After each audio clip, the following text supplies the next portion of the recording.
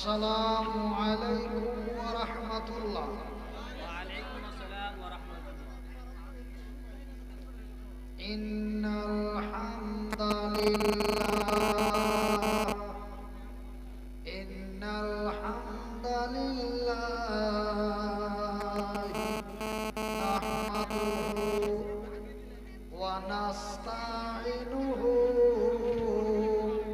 ওয়া নাস্তাগফিরুহু ওয়া নু'মিনু বিহি ওয়া নাতাওয়াক্কালু আলাইহি ওয়া নাউযু বিল্লাহি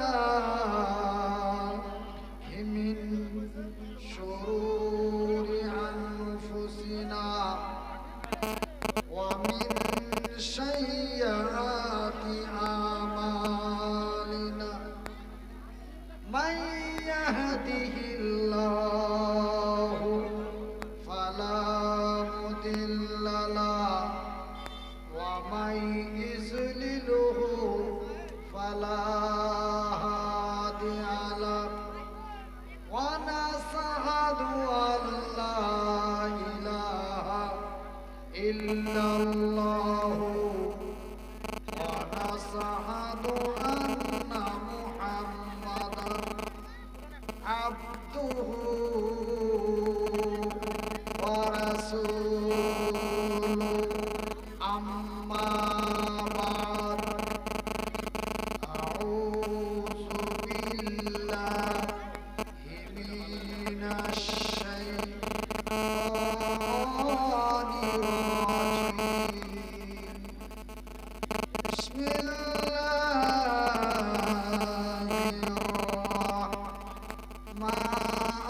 রাহমানির রাহিম ولا تقولوا لمن يقتل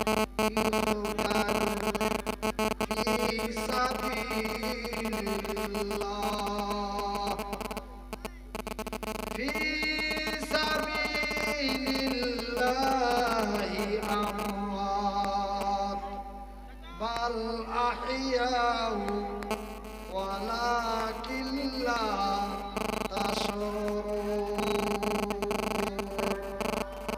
بسم الله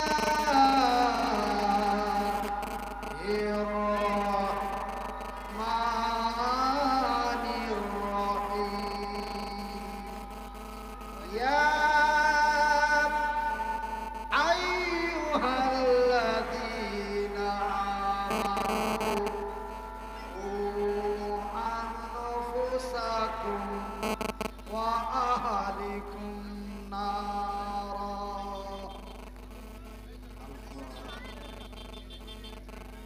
قال النبي صلى الله عليه وسلم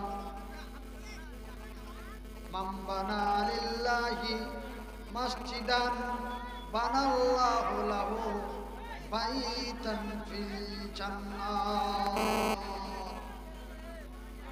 মাহে রমজান আসছে আসেনি আসছে মাহে রমজান আসছে বছর ঘুরে মুমিন মুসলমানের ঘরে ঘরে মুমিন মুসলমানের ঘরে ঘরে পাপী তাপী তোরা আইরে ছুটে খোদার রহম তোরা লেরে লুটে খোদার রহম তোরা লেরে লুটে মাহে রমজান আসছে বছর ঘুরে মুমিন মুসলমানের দারে দারে মুমিন মুসলমানের দারে দারে পাপী তাপী আইরে ছুটে খোদার রহমত তোরা লেরে লুটে খোদার রহম তোরা লেরে লুটে গুনাহ মাপের এই তো সুযোগ খোদার প্রিয় হবার এই তো সুযোগ গুনাহ মাপের এই তো সুযোগ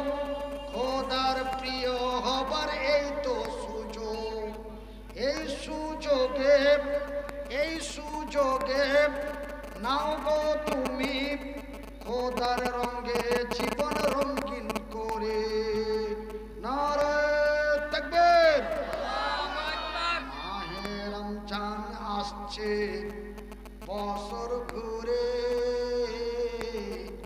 মুমিন মুসলমানের ঘরে ঘরে, মুমিন মুসলমানের ঘরে ঘরে।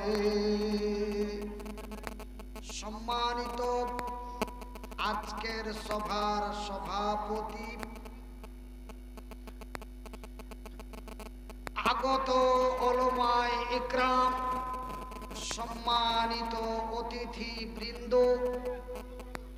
অত্র এলাকা থেকে ছুটে আসা ইসলাম দরদি ভাই ও বন্ধুরা, বয়োজ্যেষ্ঠ বয়সপ্রাপ্ত বাপ এবং চাচারা, স্নেহের কচি কচি ছেলেরা, পর্দায় বসে থাকা মা ও বোনেরা, প্রশংসা ওই মহান আল্লাহর, যেই মহান রব্বুল আলামিনের অশেষ দয়ায় আমরা গরিব মানুষ সারা দিন কাজ কর্ম করে নিজেকে অসুস্থ ক্লান্ত বোধ মনে না করে আমরা সুন্দর সুন্দর বাড়ি, সুন্দরী সুন্দরী নারী, আরামের ঘুম হারাম করে খোলা আকাশের নিচে বসে আল্লাহ ও তার রাসূলের দ্বীনের কথা শুনছি।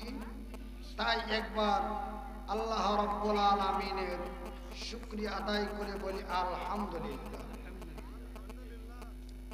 তারপরে পরেই আমাদের ধর্মের গুরু, ধর্মের নেতা, তো জাহানের নবী, নবী মুহাম্মদুর রাসূলুল্লাহ বলুন সাল্লাল্লাহু আলাইহি ওয়াসাল্লাম। তিনার প্রতি শত কোটি শান্তির ধারা বর্ষিত হোক। আল্লাহুম্মা সাল্লি আলাইহি, আল্লাহুম্মা বারিক। আমার ভাইরা, আমার মায়েরা, বোনেরা, আপনারা অবগত আছেন যে মহান আল্লাহ রাব্বুল আলামিন আমাকে অত্যন্ত অসুস্থতার পর থেকে মোটামুটি সুস্থ করে কথা বলার মতো সুযোগ করেছে বলি আলহামদুলিল্লাহ। আমি 1-2 করে 1.5 বছর কথা বলতে পারিনি। এমন এক করুণ অবস্থা হয়ে গেল, আমি সোশ্যাল মিডিয়ায় মানুষের সামনে নত স্বীকার করলাম যে আমার অবস্থা খুব খারাপ। আপনাদের এই গ্রাম থেকে, আপনাদের এই এলাকা থেকে অনেকেই আমাকে শত শত হাজার হাজার টাকা সাহায্য করেছিলেন ফোনপের মাধ্যমে। আজকে আপনাদের গ্রামে আসার আগে ওই স্কুল মোড়ে একটা বড় জায়গা আছে, ওখানে কয়েকটা চায়ের দোকান আছে। আমি ওখানে চা খাওয়ার জন্য দাঁড়ালাম। কয়েকজন এসে আমাকে মুসাফা করলো, দিয়ে বলছে মাওলানা, আমি যখন আপনার অবস্থা খুবই খারাপ ছিল তখন আমি আপনাকে টাকা পাঠিয়েছিলাম, আমি সেই ছেলেটা। তারপরে আপনাদের এই মাওলানার বাড়িতে পৌঁছানোর পরেও এখানেও 2-1 বলল যে কি আপনার করুণ অবস্থায় আপনার পাশে দাঁড়িয়েছিলাম, যতটুকু পেরেছি আপনাকে সাহায্য করেছি। আলহামদুলিল্লাহ, আপনাদের দোয়ায়, আল্লাহর দয়ায়, আপনাদের সাহায্যে আল্লাহ আমাকে এতটুকু সুস্থ করেছে, বলেন আলহামদুলিল্লাহ। তবে ভাইজান, পূর্ণ সুস্থতা আল্লাহ করেননি। আমার এখানে বসে থাকতে খুব কষ্ট হচ্ছে। আমি বলেছিলাম যে আপনারা আমার বসার জন্য কোনো বাড়িতে যদি 5 সিঙ্গেল একটা সোফা সেট সিঙ্গাল সোফা, সেই সিঙ্গাল সোফাতে আমার বসতে সুবিধা। কেন? আমার বাম সাইডে টোটাল ব্যালেন্স নাই, আমার বাম সাইডটা ডাউন। তাই আমি প্রত্যেকের কাছে অনুরোধ করব যে আপনারা স্টেজের উপরে কেউ হাঁটাহাঁটি করবেন না বা স্টেজটা নড়াচড়ার চেষ্টা করবেন না। কেন?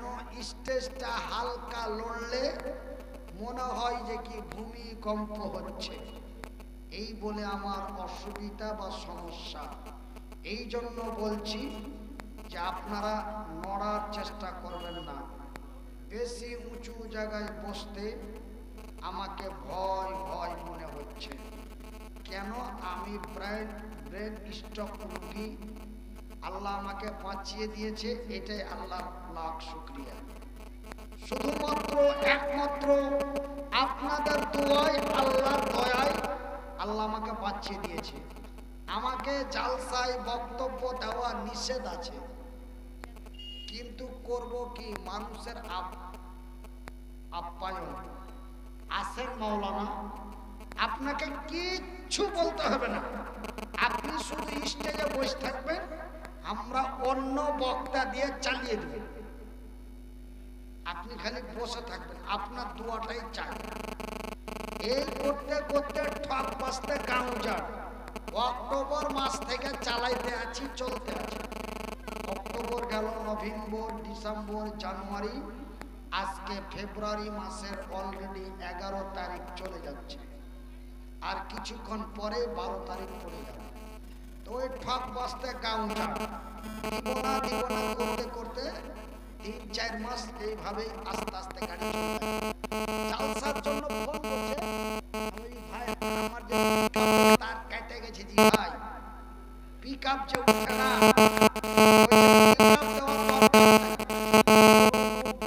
কথা বাড়াইনি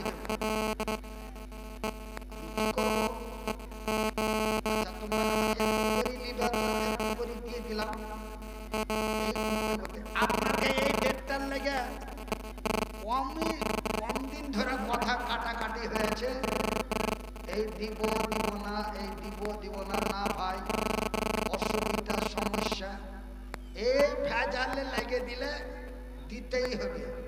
লাস্ট পর্যন্ত আপনাকে জালসার দাওয়াত দিয়ে দিয়েছি, আপনাকে জালসায় আইসে গেছি, বলেন আলহামদুলিল্লাহ। তো ভাইজান, আমার আব্বা জানেরা, মহান আল্লাহ রব্বুল আলামিন ডাক দিয়ে বলছেন, বিসমিল্লাহির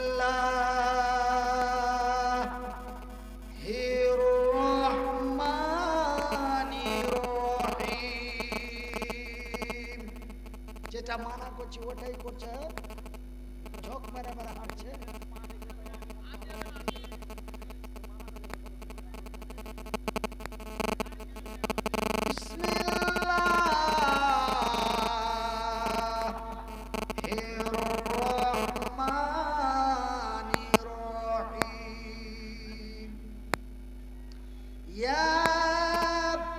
আল্লাহ ডাক দিয়ে বলছেন, যেমন আমরা কাউকে ডাকি, রুবেল ভাই শোনো শোনো শোনো,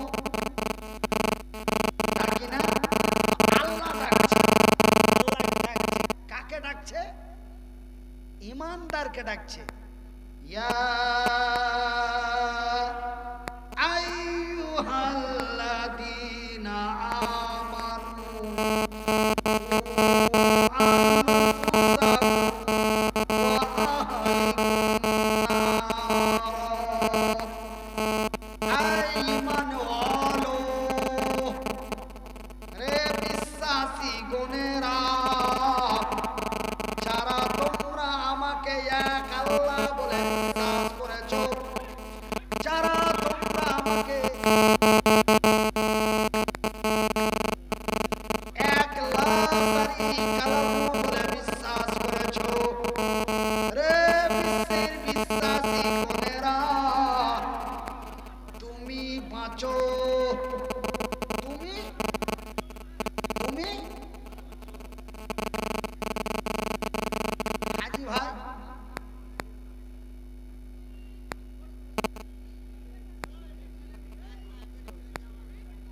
ও দাদা, আরে বসুক বানা তো খাড়িয়ে থেকে খাসতে হবে, তখন আপনি পালাইবেন।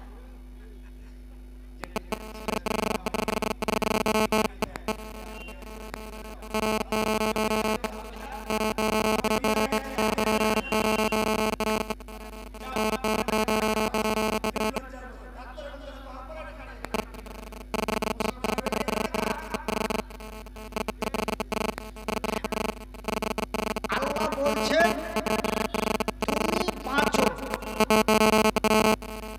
তুমি বাঁচো। ভাই আপনারা, আরে আমি আগের মতো বলতে পারি আর নাই পারি, যাই বলি আপনারা যদি একটু আমার দিকে খেয়াল করেন তবে আল্লাহ বলছেন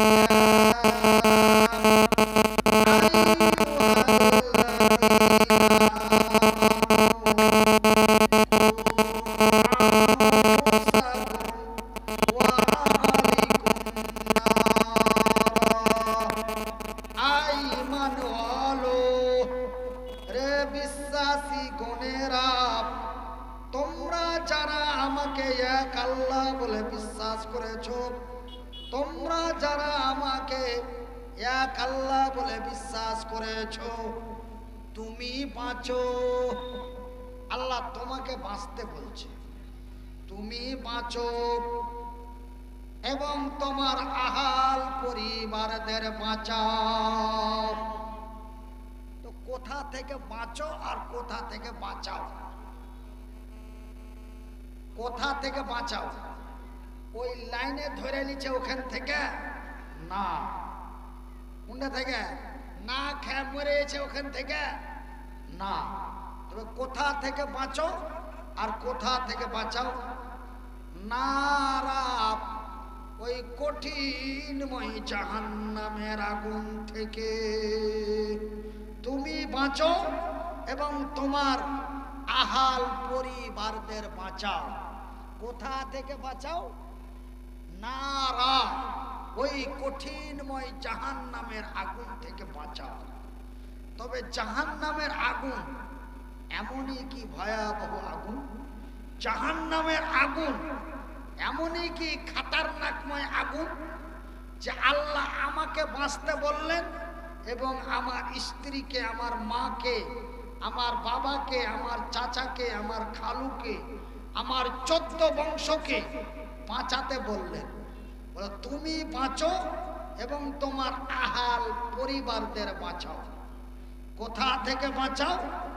নারা, ওই কঠিনময় জাহান্নামের আগুন থেকে বাঁচাও।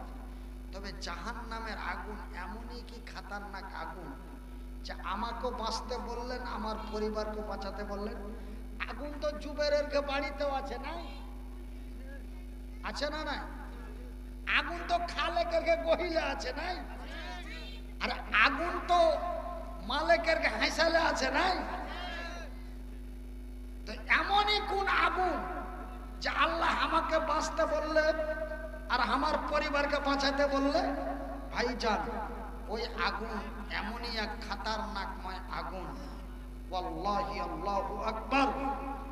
ভাইজান, মহান আল্লাহ রব্বুল আলামিন জিবরাইলকে ডাক দিলেন, ওগো জিবরাইল, আমার জমিনে যাও। কোথায় যাও? আমার জমিনে যাও। আর আমার জমিনে যেয়ে আমার নবীকে সাথে নাও। আমার নবীকে সাথে নিয়ে আমার আকাশ, জমিন, চন্দ্র, সূর্য, নক্ষত্র, উপগ্রহ, মঙ্গল গ্রহ, মহাশূন্য, আমার আরশে আজিম থেকে নিয়ে আমার সার্বভৌমত্ব ভ্রমণ করিয়ে দাও। মানে আমার সৃষ্টি জগতে আমার নবীকে ভ্রমণ করিয়ে দাও, মানে টুরিস্ট করিয়ে দাও। তারপরে আল্লাহ বলছেন, জিবরাইল, সমস্ত কিছু ঘোরার পরে আমার নবীকে আমার জান্নাত এবং আমার জাহান্নামটাও দেখিয়ে দিও। জান্নাত কারে বলে আর জাহান্নাম কাকে বলে আমার নবীকে একটু দেখিয়ে দিও। আমার নবী জানো তার উম্মতদেরকে সঠিক করে বুঝাতে পারে। জোরে বলি সুবহানাল্লাহ। এইবার আমার ভাইয়েরা, রে আমার পর্দা নাসিন মায়েরা, রে আমার যুবক বন্ধুরা, এইবার আমার নবীকে জিবরাইল সঙ্গে করে আরশে আজিমে নিয়ে গেলেন। সমস্ত কিছু ভ্রমণ করার পরে এইবার আমার আল্লাহ আমার নবীকে নিয়ে চলে গেলেন জাহান্নাম দেখাতে। কি দেখাতে নিয়ে গেলেন? জাহান্নাম দেখাতে নিয়ে গেলেন। ওই আগুন, যে আগুন থেকে আল্লাহ আপনাকে আমাকে বাঁচতে বললেন এবং বাঁচাতে বললেন, ওই জাহান্নাম দেখাতে নিয়ে চলে গেল। জাহান্নাম দেখাতে নিয়ে যাচ্ছেন ভাইজান, রে আমার পর্দা নাসিন মায়েরা, রে আমার পর্দা নাসিন বোনেরা, শুনে যাও রাতের বেলা আমি মনিরউদ্দিন বলি খালা, আমার আল্লাহ রাব্বুল আলামিনের অর্ডার মোতাবেক এইবার যখন জিবরাইল আমার নবীকে জাহান্নাম দর্শন করাতে নিয়ে যাচ্ছেন, যেতে যেতে যেতে যেতে যখন জাহান্নামের নিকটবর্তী যায়, জাহান্নামের ভিতর থেকে বিকট আওয়াজ পাওয়া যায়, একদম খতরনাক আওয়াজ। কিসের আওয়াজ? আচ্ছা ভাই, মানুষকে যখন কোঁচায় বা যখন কুত্তা পিটা করে তখন কেমন আওয়াজ করে? হ্যাঁ, বিকট আওয়াজ, এরকম বিকট আওয়াজ, খতরনাক আওয়াজ। তো এরকম খতরনাক আওয়াজ আল্লাহর নবী, দয়ার নবী, বিশ্বের নবী থমকে দাঁড়িয়ে গেলেন। দাঁড়িয়ে জিবরাইলকে বলেন, ওগো জিবরাইল, জাহান্নামের ভিতর থেকে বিকট আওয়াজ পাওয়া যায়, এটা কিসের আওয়াজ? জিবরাইল বলেন, নবী গো, এটা জাহান্নামের আওয়াজ নয়, এটা জাহান্নামীদের আওয়াজ। কিসের আওয়াজ? জাহান্নামের নয়। জাহান্নাম কথাটা আলাদা আর জাহান্নামী কথাটা আলাদা। তো জিবরাইল নবীকে বলছেন, নবী গো, এটা জাহান্নামের আওয়াজ নয়, এটা জাহান্নামীদের আওয়াজ। কার আওয়াজ? একটু কথা বলেন, কার আওয়াজ? জাহান্নামীদের আওয়াজ। এইবারে জাহান্নামের নিকটবর্তী নিয়ে যাওয়া হলো। নিকটবর্তী নিয়ে যাওয়ার পরে জাহান্নামের দরওয়াজাটি খুলে দেওয়া হলো। আল্লাহর নবী দাঁড়িয়ে দেখলেন, যারা বিকট আওয়াজে চিৎকার করছে তারা লিচ্ছাকার মায়ালো, লিচ্ছাকার বেটি ছেলে, লিচ্ছাকার খালি চেঁচাইছে, ওয়া ওয়া এরকম চেঁচাইছে। এবার তো ওরাকে কি পিটছে তার লেগে চেঁচাইছে?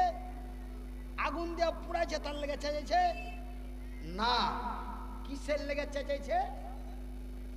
বাদিয়া ভাষায় বলে ছাইলা হওয়া ব্যথা, আর বাংলা ভাষায় বলে প্রসাব যন্ত্রণা। তারা প্রসাব যন্ত্রণাতে চিৎকার করছে। আমি স্পষ্ট বাংলা ভাষায় বলছি, যেহেতু আপনারা বিহার বাঙ্গাল বর্ডারের সীমানার লোক, আপনারা বিহারের শেষ সীমানায় পড়েন। এখান থেকে 4 কিলোমিটার বাঙ্গাল আর এখান থেকে 1 কিলোমিটার বিহার। আপনারা বলরামপুর থানা, কাটিহার জেলার মানুষ নাকি? না ভুলভাল কইনু? আচ্ছা, তবে পিছন দিকে নাকি? পিছন দিকে গেলে করমদিঘি থানা নাকি? আগা দিকে, মানে এদিক থেকে ঢুকেছি তো, তার লেগে এরকম এরকম করছি, মানে এদিক বিহার, ওই লেগে এদিক দেখাচ্ছে। তো যাই হোক, তো ওই জাহান্নামের ভিতরে যে বেটি ছেলেগুলা চিল্লাইছে, তো ওরা প্রসাব যন্ত্রণায় চিৎকার করছে। এই কথা বুঝতে পেরেছেন মালার সাহেব, বাংলাদেশের চিটাগাঙে বলেছি, বাংলাদেশের চিটাগাঙে এই কথাটা কথায় কথায় বলে দিয়েছি। তো ফট করে এখানটা চিঠি পাঠিয়ে দিয়েছে। এই চিঠিতে লেখা আছে, আসসালামু আলাইকুম ওয়া রাহমাতুল্লাহ। মনিরউদ্দিন ভাই, আল্লাহর জমিনে ছেলে পিলা হয়, আল্লাহর জমিনে ছেলে পিলা হয়। কেন এই দুনিয়াতে আমি আছি, করিমের বাটার সাথে বিয়ে হয়েছে, রাতে মধুর মিলন হয়েছে, পেটে বাচ্চা হয়েছে, ওই বাচ্চা 9 মাস 10 মাস পরে প্রসব হয়। তো জাহান্নামের ভিতরে নাকি বিয়া শাদী দেওয়া হবে, যে জাহান্নামের ভিতরে ছেলে পিলে হবে, এটা কোন কথা? এটা বুঝিয়ে দে। আমি বললাম, রে আল্লাহর বান্দি, এই প্রশ্ন তোমার নয়, এই প্রশ্ন আমার নবী জিব্রাইলকে বললেন। ওগো জিব্রাইল, এই মহিলাগুলি কারা? এই মহিলাগুলি কারা যে তাদের জাহান্নামের ভিতরে বাচ্চা প্রসব হয়? এই মহিলাগুলি কারা? এরা এমনই কি পাপ করেছিল? আচ্ছা ভাই, এখান থেকে যদি একটা মোবাইল কেউ চুরি করে নেয় আর ও চোর যদি ধরা যায়, তো ওকে কি শাস্তি দিবে? খুব হলে পাবলিক পেরিয়ে ধুলিয়ে মারবে, কিন্তু আইনের আওতায় দিয়ে দিলে কি হবে? মোবাইলটা কেড়ে নেবে, 5,000 টাকা জরিমানা করবে, কিন্তু ফাঁসি দিবে কি? দিবে না। কেন? যে এটা আর শাস্তি লয়, মোবাইল চুরি করার শাস্তি ফাঁসি দেওয়া লয়। তো এই মেয়ে লোক গালা কি এমন অন্যায় করেছিল এ জাহান্নামের ভিতরে আর ছেলে পিলা হয়েছে? কি এমন অন্যায় করেছিল? কি এমন অবিচার করেছিল? জিব্রাইল বলেন, ইয়া রাসূলুল্লাহ, ওগো আল্লাহর নবী, দয়ার নবী, ওগো বিশ্বের নবী, এই মহিলাগুলি হলো ওরা যারা আল্লাহর জমিনে বেহায়া বেপরদা লীলজ্জা হয়ে রূপ রঙ্গ করে, রূপলীলা করে, বেহায়া বেপরদা হয়ে অফিসে আদালতে এখানে ওখানে রাস্তা পথে যেখানে সেখানে বেহায়া বেপরদা লীলজ্জা হয়ে চলেছে। আর ওই মহিলাগুলির দিকে হাজারো হাজার পুরুষ দৃষ্টিপাত করেছে। দৃষ্টিপাত মানে বুঝেন কি? তাকালছে। তো যে তাকালছে, তো ভাইজি খালি একটা বেটা ছেলে, আমি কিন্তু মধ্যে মধ্যে বাদিয়া ভাষা করছি, আপনার মন খারাপ কি? ঠিক আছে না? আচ্ছা, তো শোনেন ভাই, একটা বেটা ছেলে একটা বেটি ছেলে পালিয়ে গেল, পালিয়ে যাও হোটেলে রাত কাটাইলে, মিলামিশা করলে। এই মিলামিশার নাম কি? জেনা। এই মিলামিশার নাম কি? জেনা। তবে মিলামিশা করার পরে বাচ্চা হয়। তো ভাইজান, খালি মিলামিশার নাম জেনা লয়। আল্লাহর রাসূল বলছেন, জেনা চোখের হয়, জেনা অন্তরের হয়, জেনা হাতের হয়, জেনা পায়ের হয়। বাসে দেখবে, আমি কিছুদিন বাসে জালসা করেছি, বুঝতে পারলেন? যখন আমি তো 2008 সাল থেকে জালসা করছি, তো 2008 সাল থেকে জালসা করতে করতে এই ব্রেন স্ট্রোক হওয়ার পরে 2 বছর বন্ধ থাকলো, 2 বছর শুয়ে থাকলো বিছানে। 2 বছর শুয়ে থাকার পরে ফের অক্টোবর মাস থেকে আল্লাহ চালু করিয়েছে 2024 সালে। তো এরকম আস্তে আস্তে চলছে, আপনারা বুঝতেই পাচ্ছেন। নিজের কথা খুইলা বারবার বলা দরকার নাই। তো একটা মেয়ে, তো আগে আমি বাসে জালসা করতাম, বুঝতে পারলেন মাওলানা? বাসে এত ভিড়, উঠতে পারতাম না, কোন রকম কেউ চেঁড়া উঠছে দিত, তো কেউ বসতে জায়গা দিত না। হ্যাঁ, চিনতে পারলেও চিনহার নিত না। চিনতে পারলেও চিনহার নিত না, চিনহাও না চিনহার ভান করতো। যে চিনহালিয়া যদি সালাম দিয়া গল্প করি, তো সিট ছেড়ে বসতে দিতে হবে নাকি? তো সিট ছেড়ে বসতে দিতে হবে, এই লেগে চিনহাও চিনহার নিত না। কিন্তু ভাইজি পায়ে জুতা দেওয়ার চাপ্পল দেওয়ার ক্ষমতা নাই। বাসের তলা গরমা আছে, একবার এ পা চাটছি একবারে চাপ চাটছি, কত কষ্ট করে খাড়িয়ে আছি। আর ওই বাসের ওই লোহা গালা এমনি করে বুক পাড়া দিয়ে ধরে আছি। তখন দুখানটায় হাত ঠিক ছিল, তখন দুখানটায় হাত ঠিক ছিল। আর দেখছি ভাই একটা বেটি ছেলে একদম গোল গান্দা হয়ে আছে, হ্যাঁ, আর একদম ছানগিলা চশমা লাগিয়ে আছে। ও খালি বাসের গেটে পা দিয়েছে আর সব মামুর বেটাকে বসার জায়গা দেওয়ার লাগালি ছটফট করছে। ও অতখানি বসার ছটফট করে না, ও যতখানি বসার লেগে ছটফট করছে ওকে জায়গা দেওয়ার লেগে ডবল ছটফট করছে। এরকম যুবক গেলা। হ্যাঁ, তো ভাইজান তুমি ভাবছো যে কি পাঞ্জরকার সিটটাতে বসাবো, বাস যখন হিলবে তখন একটু গায়ে গায়ে ঠেকবে। এর নাম হলো জেনা। এটা হলো মনের জেনা, এটা অন্তরের জেনা। এটা কিসের জেনা? এটা অন্তরের জেনা। হ্যাঁ, বাস যখন বাঁ দিকে টার্নিং ডাইন দিকে টার্নিং নিবে তখন ওর রোপটা হার গতরে পড়বে, তো কত মজা লাগবে। এটা একটা জেনা। তো ভাইরা আমার, বন্ধুরা আমার, শুধু মিলা মিশার নাম জেনা লয়। জেনা চোখের হয়, জেনা অন্তরের হয়, জেনা হাতের হয়, জেনা পায়ের হয়। এইবার আল্লাহর রাসূল বলছেন, নবী গো, ওই যে মেয়েগুলো, যেই মেয়েগুলো আপনি এই অবস্থা দেখছেন, এই মেয়েগুলো এমন বেহায়া বেপরদা লজ্জা হয়ে আল্লাহর জমিনে চলেছে, হাজারো হাজার পুরুষ তাদের দিকে দৃষ্টিপাত করেছে, আর ওই দৃষ্টিতে তাদের পেটে বাচ্চা দেওয়া হয়েছে। ওই বাচ্চাগুলি জাহান্নামের ভিতরে আজকে তাদের প্রসাব হচ্ছে। ভাইজান রে আমার পর্দানাসীন মায়েরা, আমার স্ত্রীর যখন প্রসাব যন্ত্রণা এসেছিল, অতিরিক্ত ব্যথা হওয়ার 1 ঘন্টা পরে বাচ্চা হয়ে গেছিল। আমার স্ত্রীর যখন অতিরিক্ত প্রসাব যন্ত্রণা হয়েছিল, 2 ঘন্টা পরে বাচ্চা হয়ে গেছিল। কিন্তু আল্লাহর নবী, দয়ার নবী, বিশ্বের নবী দেখলেন এবং জিব্রাইল বললেন, নবী গো, এই প্রসাব যন্ত্রণা এমনই এক যন্ত্রণা, দুনিয়ার যন্ত্রণার চাইতে 70 গুণ দ্রুত গতিতে তার যন্ত্রণা। নারে তাকবীর!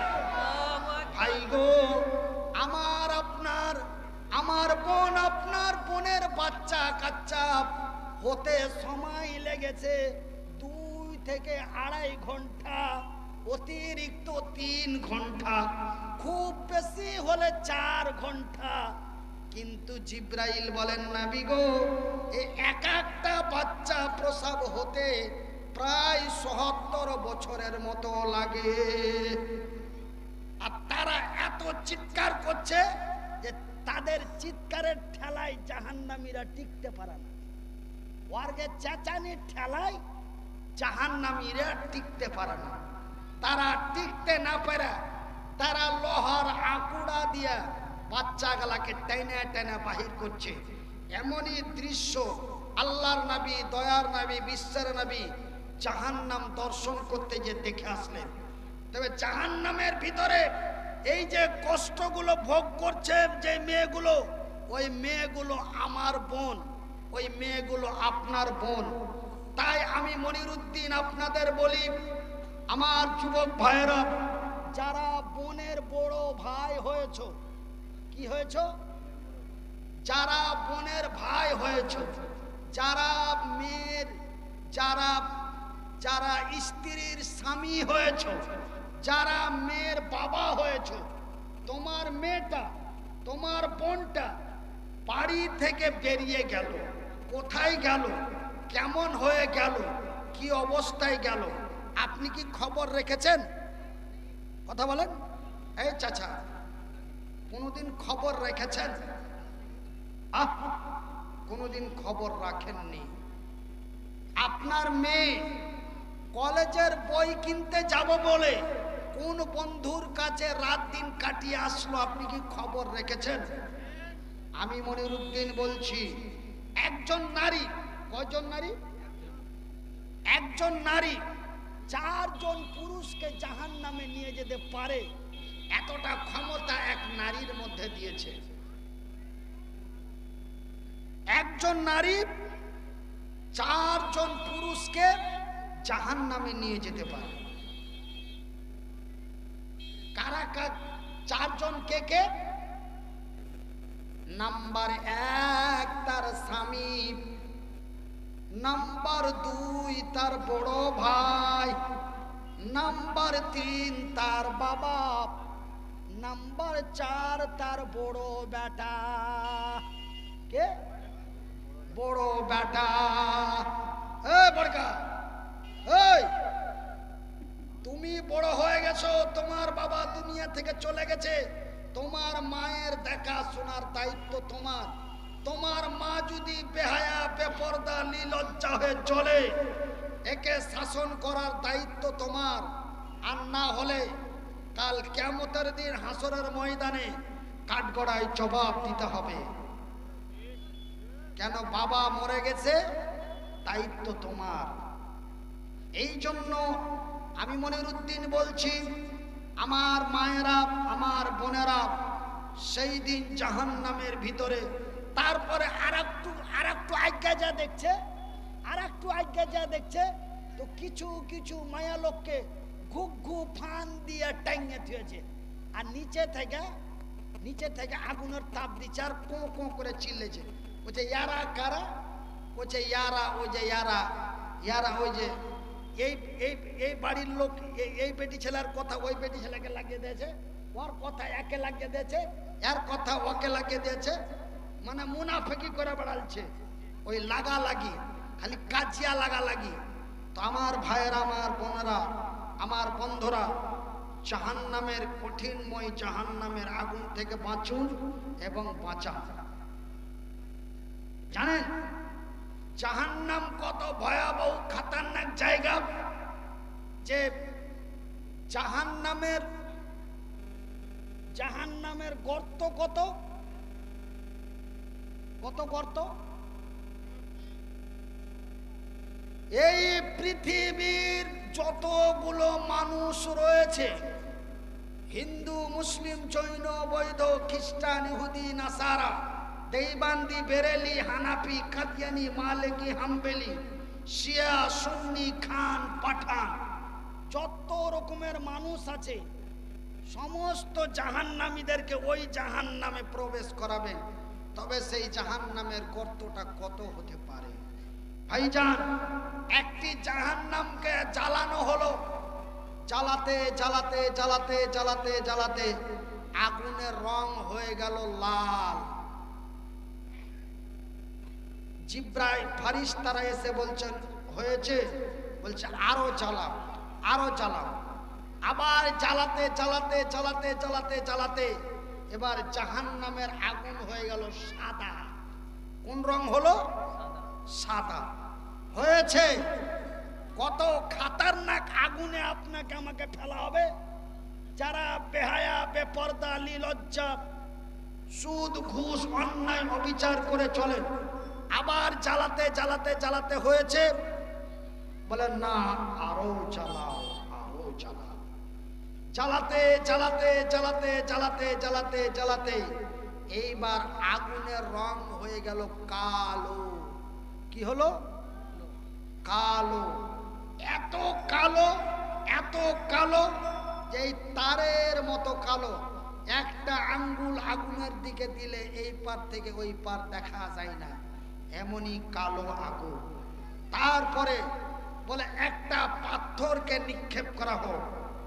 একটা পাথর নিক্ষেপ করা হলো ওই জাহান্নামের ভিতরে। সেই পাথরটা ফেলার পরে জাহান্নামের শেষ সীমানায় পৌঁছাতে পাথরটিকে ৭০,০০০ বছর লাগলো। তবে কতই গর্ত! আল্লাহু আকবার, আল্লাহু আকবার। এই হলো জাহান্নাম। এই জাহান্নাম আল্লাহ বানিয়েছেন কার জন্য? কুকুরের জন্য?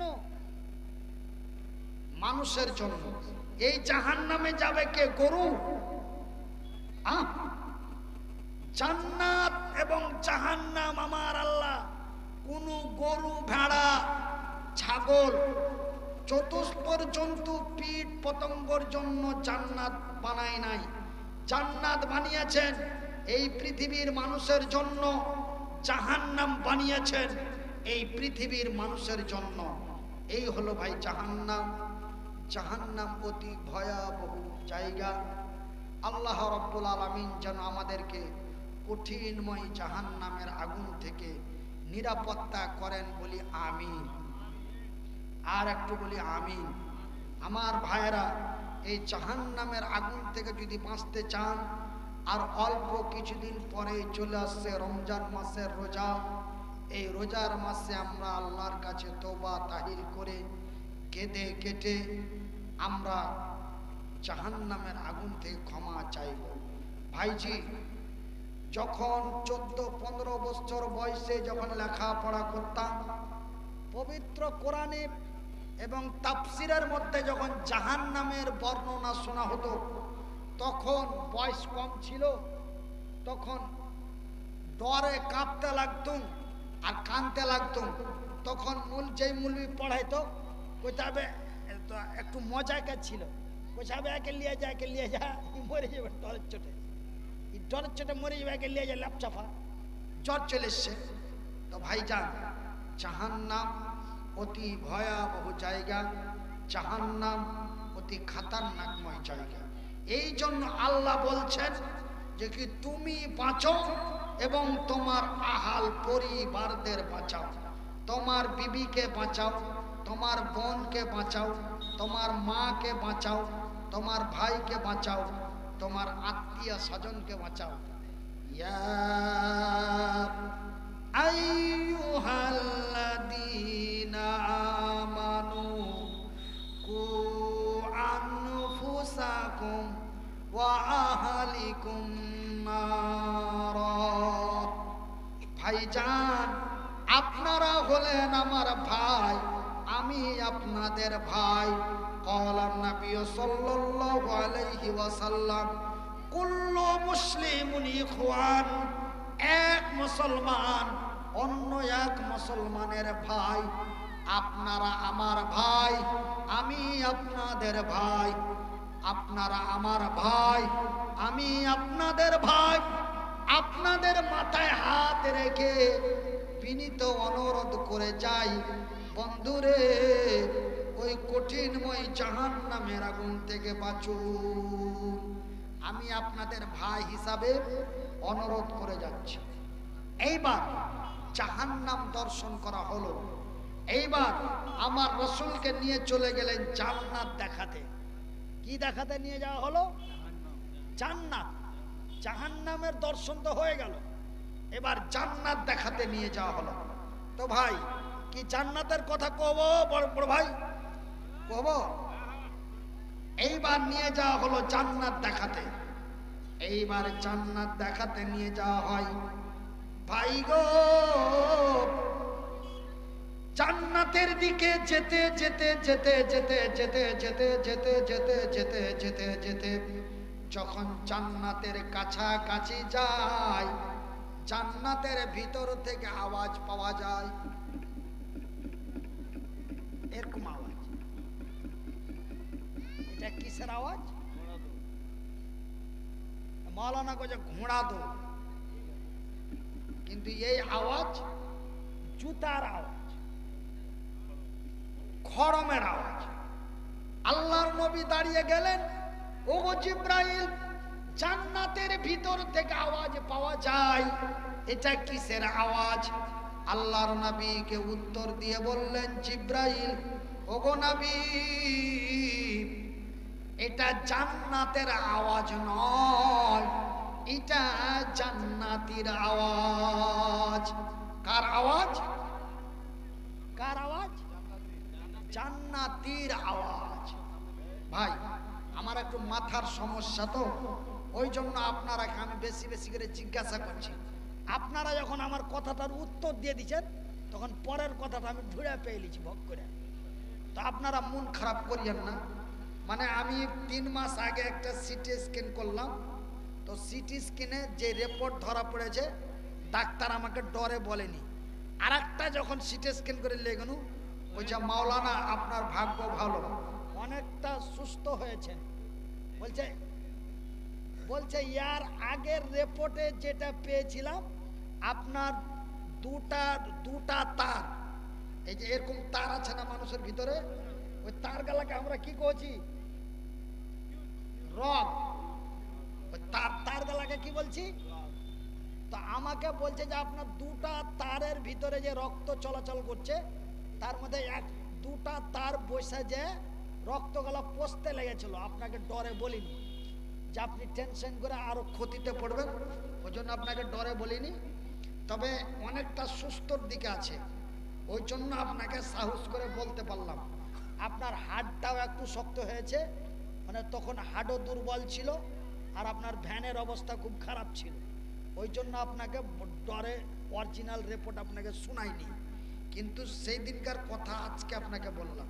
তো 3 মাস পরে যখন দ্বিতীয় রিপোর্ট নিয়ে গেলাম তখন বলল ডাক্তার আল্লাহর রহমতে খুবই ভালো।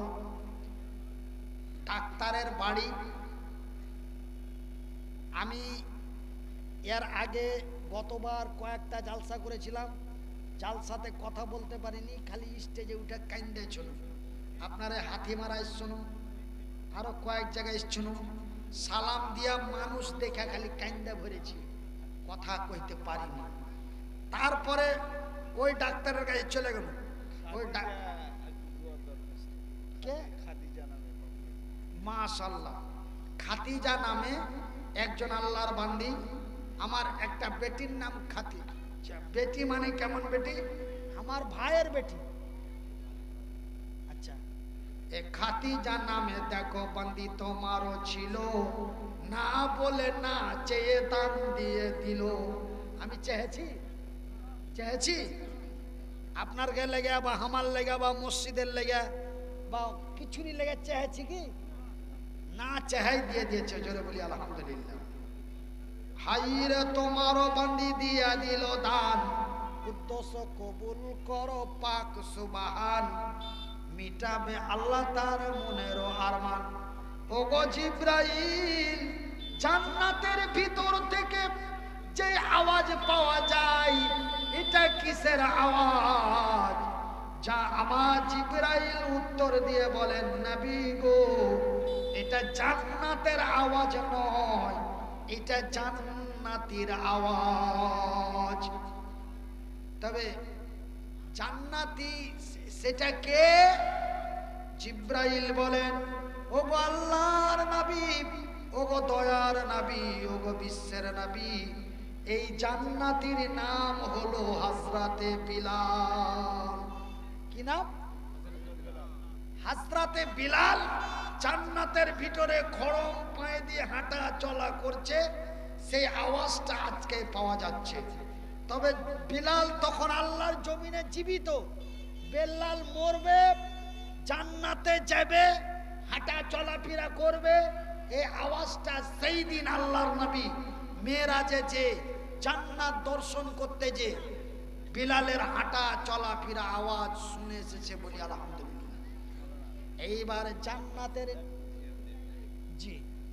এইবার জান্নাতের নিকট, এখন জান্নাতে ভরবো, সবকে জান্নাতে ভরবো, তারপরে জালসা শেষ করবো। জান্নাতে না ভরা ছাড়ছি না। এবার আমার ভাইয়েরা, আমার বন্ধুরা, আরে আমার আব্বা জানেরা, আরে আমার পর্দা নাসিন মায়েরা, এইবার জান্নাতের দরওয়াজাটি খুলে দেওয়া হলো। জান্নাতের দরওয়াজাটি যখন খোলা হলো, আল্লাহর নবী, দয়ার নবী, বিশ্বের নবী বললেন, রে আমার উম্মত উম্মতিরা, জান্নাতের ভিতরে এতগুলি নিয়ামত দেখলাম যে আমি নবী তা বলে শেষ করা যাবে না। জোরে বলি নারে তাকবীর।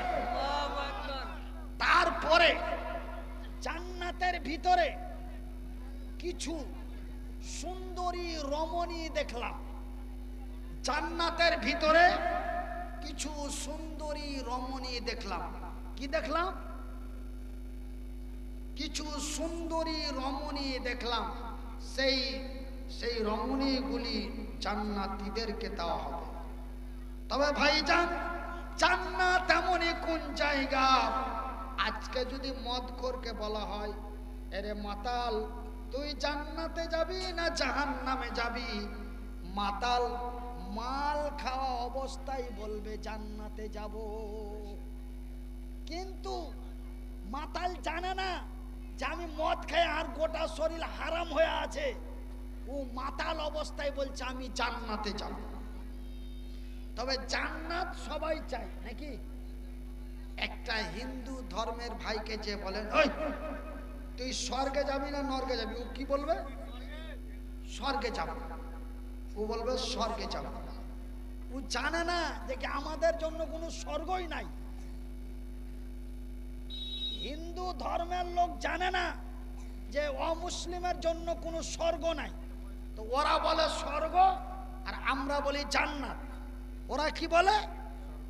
স্বর্গ আর আমরা বলি জান্নাত। তবে হাদিস এবং কোরআনের মধ্যে আপনারা কেউ পেয়েছেন, কোন আলেম ওলামার মুখে শুনেছেন যে অমুসলিমেরা জান্নাতে যাবে? শুনেছেন? পড়েছেন? তবে মুসলমান জান্নাতে যাবে।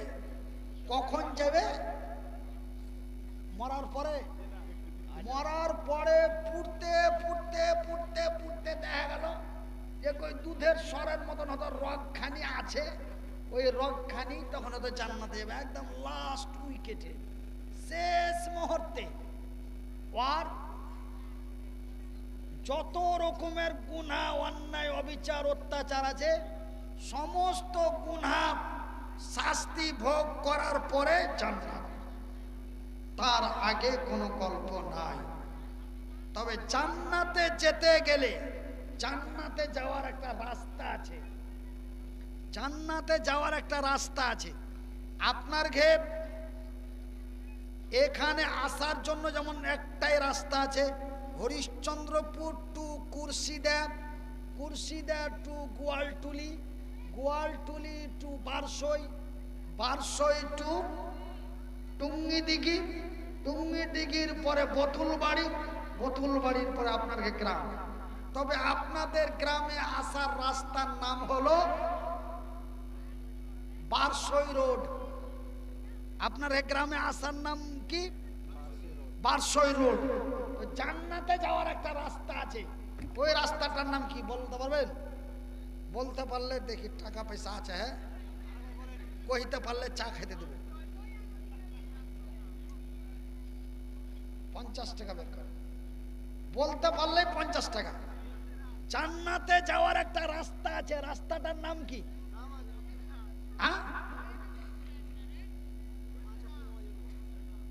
বলছে যে কি 5 ওয়াক্ত নামাজ পড়তে হবে, তো 5টা নাম হয়ে গেল। জান্নাতে যাওয়ার একটাই রাস্তা আছে, একটাই, বেশি রাস্তা নাই। আপনার গে এখানে আসার লেগে মেলে রাস্তা আছে, বারসই দিয়াও আছে, তারপরে ইটাহার দিয়াও আছে, আপনার ডালকোলা দিয়াও আছে। কিন্তু জান্নাতে যাওয়ার একটাই রাস্তা, রাস্তাটার নাম কি? ফুলসেরা। একজন বলছে ফুলসেরা না, টাকা এমনি হে, টাকার দাম আছে, টাকার দাম আছে। ও অসুখ অবস্থায় চিল্লাইতে না পারলে টাকা ঠিক করে দেয় না। এই অসুখ অবস্থায় জীবনের ঝুঁকি লিয়া, জীবনের রিস্ক লিয়া চিল্লাছি, তারপরে কিছু টাকা দিচ্ছে। এই টাকা তোমরা একজনা কইছে গান, দান, এদিকে আরো বলছে দান না।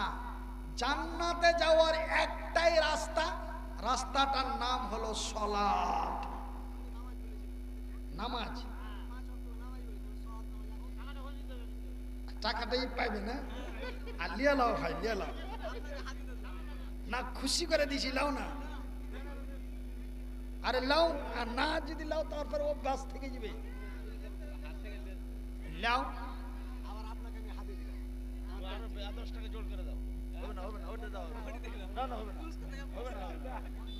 আচ্ছা আলহামদুলিল্লাহ। তবে জান্নাতে যাওয়ার একটাই রাস্তা, রাস্তাটার নাম হলো নামাজ। নাম আজ, নামাজ কাল নয়। দেখেন কত সুন্দর কথা, নাম আজ মানে আজকেই নামাজ। এই পড়ছি পড়বো, পড়ছি পড়বো, আসর গেল, মগরব গেল, এসার গেল, ফজরে নিন পড়তে পড়তে চিকাস পাছাই লাগলো, দিয়ে আস্তে আস্তে ও বেনামাজি হয়ে গেল। তো জান্নাতে যাওয়ার একটাই রাস্তা, সেই রাস্তার নাম হলো নাম আজ। নাম আজ সলাত। তবে ভাইজান আমি যদি জান্নাতে যাই, তবে জান্নাতে যেতে গেলে আমাকে অনেক কিছু করতে হবে। কি করতে হবে? অনেক কিছু করতে হবে। নাম্বার 1 সলাত, নাম্বার 2 যাকাত, নাম্বার 3 সত্য কথা, নাম্বার 4 হালাল রুজি। এরকম করতে করতে করতে করতে অনেক কিছু লাগবে। আমাকে জান্নাতে যেতে গেলে অনেক কিছু লাগবে। কিন্তু আমার স্ত্রীকে জান্নাতে যেতে গেলে মাত্র 4টা লাগবে। কয়টা লাগবে?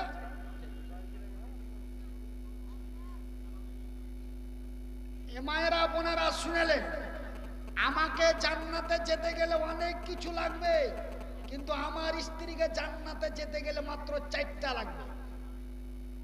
অগমাতা অগ খালাপ, শুনেলেন আপনারাকে মাত্র 4টা লাগবে। ওগো মাতা ওগো খালাপ ওগো আমার বোন, এই পুরুষেরই কাছে নারী অমূল্য রতন। এ দুনিয়াতে যত ধন পুরুষেরই আছে, তারও চাইতো মূল্যবান নারী তারই কাছে। কিন্তু সেই নারীটা নেক হওয়া চাই, ইহকাল পরকাল হবে সুখময়। তবে নেক নারী কাকে বলে?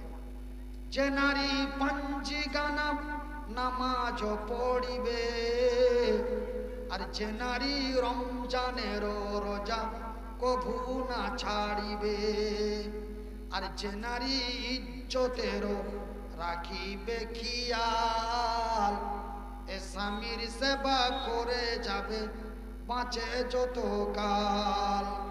তাহার জন্য আল্লাহ তাআলা জান্নাত খুলে রবে, যেই দরজা দিয়ে ইচ্ছা জান্নাতে চলে যাবে। তবে নারীদের জান্নাতে যেতে গেলে কি কি লাগবে? নাম্বার 1 সালাত, নাম্বার 2 রমজানের রোজা, নাম্বার 3 অঙ্গের হেফাজত, ইজ্জতের হেফাজত, নাম্বার 4 স্বামীর সেবা। আমার ভাইয়েরা, আমার মায়েরা, আমার বোনেরা, আল্লাহ রাব্বুল আলামিনের রাসূল বলছেন, বুখারীর হাদিস, মান বানা লিল্লাহি মসজিদান বানাল্লাহু লাহু বাইতান ফিল জান্নাত। যারা আল্লাহর ঘর বানায়, যারা আল্লাহর ঘর বানায়, আল্লাহ তাদের ঘর বানায়। যারা আল্লাহর ঘর বানায়, আচ্ছা এখানে একটা বালিশ টালিশ দেন তো হাতের কাছে। যারা আল্লাহর ঘর বানায়,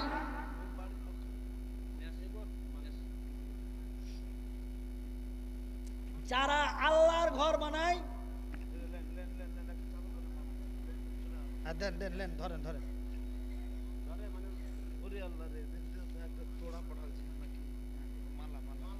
আলহামদুলিল্লাহ। কে দিয়েছে? কে দিয়েছে?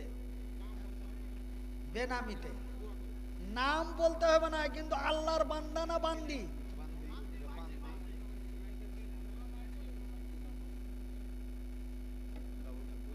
না,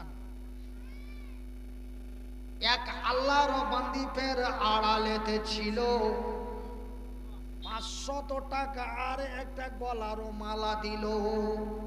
তা আমি যে কথাটা বলছিলাম, বলতে যে চাইতাম কিন্তু না চেয়ে পেয়ে গেলাম।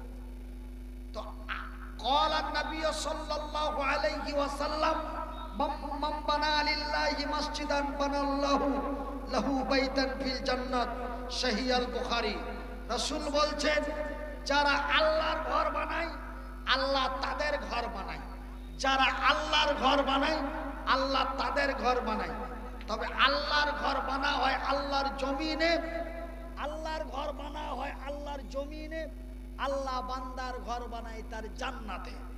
জোরে বলি সুবহানাল্লাহ। তবে ভাইজান, জান্নাতের ভিতরে যদি ঘর নিতে চান তবে আমি মনিরুদ্দিন মুসাফির অসহায়, বুখারীর সেই হাদিস, এখানে অনেকে আলেম ওলামা একরামগণ আছেন, বুখারীর সেই হাদিস।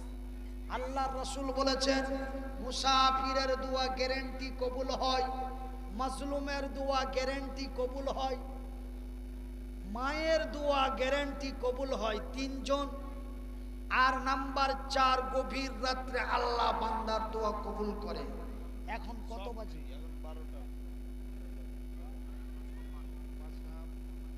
তবে এখন সবটি জিনিস আপনারা পেয়েছেন, বলেন আলহামদুলিল্লাহ। নাম্বার 1 গভীর রাত, নাম্বার 2 আমি মুসাফির, কলকাতা থেকে আপনার গে জালসাতে এসেছি, আপনার গে জালসা থেকে চলে যাব নেপাল। আগামী কালকে আমার নেপালে প্রোগ্রাম। তো আমি মুসাফির, আমি অসহায়, আমি মুহতাজ। আর এই যে দেখেন আমার ডাহিন দিকে বসে আছে আমার মা। বলছে হাজি মুলবি সাহেব, আমরা তো শুনেছি তোমার মা মরে গেছে, তো এখানে ফের তোমার মা কোনটা থেকে এলো? ভাইজি, আল্লাহর আকাশের নিচে জমিনের উপরে, আল্লাহর আকাশের নিচে জমিনের উপরে যত নারী আছে, নারী মানে মহিলা, যত নারী আছে সমস্ত নারীরা হলো মা। এক জাল